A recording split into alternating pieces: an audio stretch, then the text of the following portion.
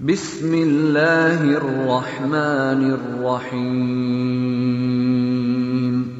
আল্লাহ তাআলা বলেন সূরা মুহাম্মাদের মধ্যে, ইন্নাল্লাযীনা কাফারু ওয়া সাদ্দু আন সাবিলিল্লাহি ওয়া শাকুর রাসূলা মিন বা'দি মা তাবায়্যানা লাহুমুল হুদা লান ইয়াদুররুল্লাহা শাইআ ওয়া সায়ুহবিতু আমালাহুম।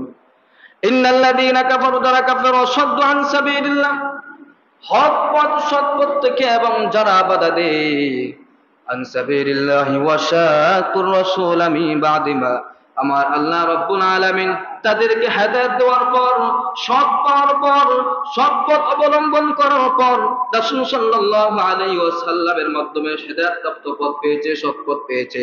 এই কোরআনের মাধ্যমে হেদায়েতের পথ পাওয়া গেছে, সৎ পথ পাওয়া গেছে। মিন বা'দি মা তাবায়্যানা লাহুমুল হুদা লান ইয়াদুররুল্লাহা শাইআ, হেদায়েত পাওয়ার পর, সৎ পাওয়ার পর কিন্তু এক সময় দেখা যায় আল্লাহ এবং আল্লাহর রাসূলের সাথে তারা গাদ্দারি করে। লান ইয়াদুররুল্লাহা শাইআ, যতই করুক না কেন তারা আল্লাহর কোনো ক্ষতি করতে পারবে না, বরং তার নিজেরই ক্ষতি হবে। আল্লাহ বলেন ওয়াসায়ুহবিতু আমালাহুম, একসময় অচিরে আল্লাহ তাআলা তাদের আমল সমূহকে নস্যাৎ করে দিবেন, নষ্ট করে দিবেন। নাউজুবিল্লাহ।